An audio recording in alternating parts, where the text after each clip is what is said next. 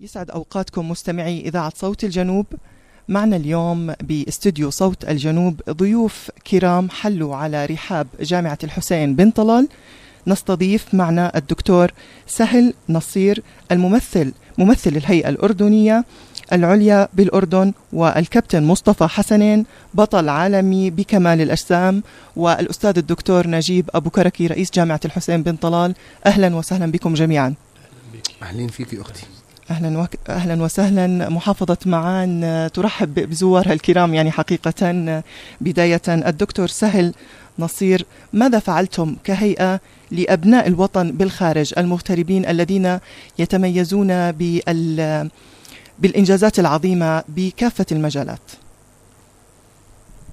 شكرا لك، الله يسعد مساك أختي. أهلا وسهلا سيدتي. شبابنا المغتربين في أوروبا نعم بشكل عام عدد كبير، كل واحد عنده تخصص معين. نعم. فإحنا هون في الهيئة الأردنية الأوروبية جمعناهم في بوتقة واحدة. نعم. وربطناهم مع الوطن الأم المملكة الأردنية الهاشمية. نعم. وكل مناسبة عندنا ندعي بعض ضيوف علينا وبنقدمهم للمجتمع المحلي. نعم. للحكومة الأردنية نستفيد من خبراتهم. نعم. وإحنا اليوم بضيافة الجنوب جئنا لكم. حياكم. والدكتور ما قصر معنا، جبنا معنا البطل العالمي لكمال الأجسام. نعم. مصطفى حسنين، بطل معروف للعالم كله، هو عضو الهيئة، عايش في النمسا من فترة طويلة. نعم. أهلا وسهلا فيكم جميعا، شكرا لكم استضافتكم لنا. أهلا بكم، نورتم جامعتكم ومعان أكيد بيتكم وبترحب فيكم. حقيقة الكابتن مصطفى حسنين، أنتم يعني غنيون عن التعريف. أنتم أحرزتم بطولات عدة، حصلتم على ميداليات، ويعني تفوقتم في مجال كمال الأجسام على مستوى عالمي. البداية كانت لكم من أين لو سمحت كابتن؟ كنت شاب صغير، شكرا للدعوة. كنت شاب صغير ومن أسرة فقيرة جدا، لكن كنت أحب رياضة بناء الأجسام حب جمع أكثر من كل شيء. نعم. ضحيت إلها، بدأت كان عمري 15 سنة. نعم. وحصلت على بطولة العالم لأول مرة كان عمري 22 سنة. ما شاء الله. يعني بدأت صغير ونجحت في بطولة العالم وأنا صغير. نعم. كانت بطولة العالم في ألمانيا، بعدها حظيت في تكريم من جلالة الملك حسين الله يرحمه. نعم. ومشواري هكذا بدأ. نعم. نعم. الآن عندما حظيت بميدالية التفوق من المغفور له الحسين بن طلال، نعم، ماذا كان شعورك؟ شعور عظيم، وبتعرفي فخر وكذا، وشاب صغير من عائلة فقيرة ويوصل لهالمستوى، يعني كأني حصلت على يعني جائزة عظيمة. وبعدين استقباله إلي كان رائع، زي أب هيك بيتعامل مع ابنه باحترام وتقدير. وما بنسى لما قال الله يرحمه نحن الأردن نفتخر بأن رجل أردني استطاع تمثيل النمسا في المحافل العالمية. فهذا كلام بالنسبة لي محفور على يعني في قلبي. نعم. وسعيد جدا في هالمواضيع. نعم، ونحن أيضا سعداء بأن يكون بالأردن مثل هؤلاء الأبطال اللي بيمثلوا الأردن خير تمثيل. حقيقة الكابتن مصطفى حسنين، طريق يعني البطولة والعالمية أكيد لم تكن طريق سهل ولا يعني خالي من التحديات والصعوبات. كيف واجهت التحديات التي مرت بك بطريقك إلى الفوز والعالمية؟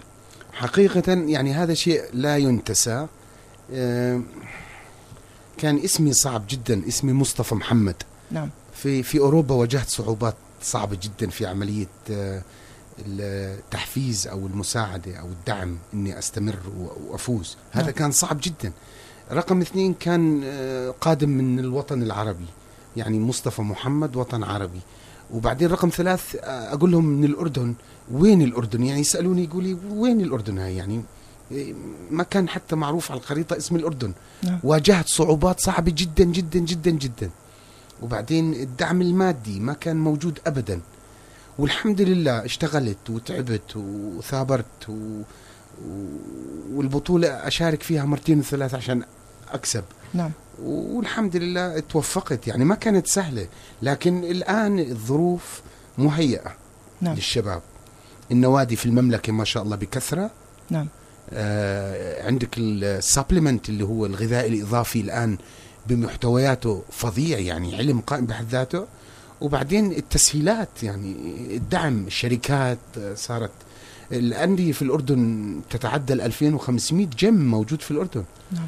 يعني فالإمكانيات الآن أسهل. نعم، حقيقة لا يخفى على أحد دور الرياضة وخصوصا لفئة الشباب، كيف تنميهم، كيف تقويهم، كيف تشغل أوقات الفراغ لديهم وتستثمرها بشيء جميل ومفيد. ماذا تنصح أبنائك أو إخوانك الشباب، كونك ما شاء الله رياضي ومحافظ ما زلت على شبابك، ماذا تنصح شبابنا الأيام هاي، بإيش تنصحهم؟ حقيقة يعني أتقدم للشباب الأردني من كل قلب صادق. نعم. بالرجاء لهم إنهم يبتعدوا عن التدخين، يبتعدوا عن المخدرات، نعم. يبتعدوا عن المنشطات، يبتعدوا عن السكر، نعم. يمارسوا الرياضة، يجتهدوا، نعم. يكونوا نشطاء في العلم، في الرياضة، في العمل إلى آخره. يعني أنا أتوجه لهم برجاء خاص إنهم يأخذوني كمثل كرياضي لهم، إنه كشاب بدأت وكان عمري 15 سنة وقطعت مشوار كبير ونجحت. فأرجو منهم كل الرجاء إنهم يحطوا الرياضة ثم الرياضة ثم الرياضة الهدف الأول في الحياة، ومن ثم العلم ومن ثم العمل. فلذلك أنا أقول لبنتي في النمسا: بابا أنت سلاحك هو العلم. فتاة نعم. الشاب أنا أقول له جسمك روح تمرن. يعني هي صحيح بنتي أنا بمرنها أنا شخصيا، يعني بدير بالي عليها أنا بمرنها، لكن ابني بقول له روح تمرن، يعني بعامله بخشونة شوي. بنتي بعاملها بلطافة، بقول لها بابا العلم هو سلاحك، العلم هو للمستقبل أفضل شيء إلك.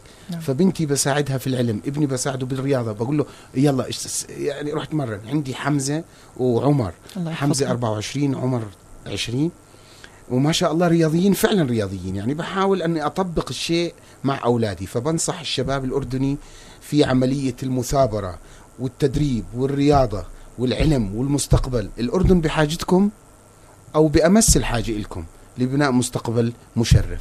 نعم، وأنتم قدوة لشبابنا، أنتم ما شاء الله يعني مثلتم الأردن خير تمثيل، وستبقون إن شاء الله بصحة وسلامة. شكرا لك ولانضمامك لإذاعة صوت الجنوب. الأستاذ الدكتور نجيب أبو كركي، أنت خير من يرحب بضيوفنا الكرام ويشكرهم على وجودهم برحاب هذه الجامعة. حقيقة أنا أكرر الشكر والتقدير لهذه الزيارة التي أتاحت لنا فرصة يعني تقديم أيقونة من أيقونات الشباب المجتهد الأردني الذي يتحدى الصعاب ويثبت دائما بأن الإمكانيات لا يمكن أن تكون يعني حائلا دون الإنجاز. نريد أن نضيف إلى هذه الأيقونات أيقونات جديدة من شبابنا إن شاء الله. أنا متأكد من أن بعضهم سيكون قد تأثر بشكل كبير ووجد بأنه يعني الظروف كما ذكرنا لا يمكن أن تكون تمنعه من أن يكون مبرزا في منطقته، وكل واحد في ضمن تخصصه سواء الدراسي أو الرياضي أو الفني. نحن لنا دور مجتمعي نريد أن ننميه، وهذا الدور المجتمعي يعني نريد أن تكون قدوتنا هم الأناس الناجحين الذين كافحوا برضو بنفس الوقت.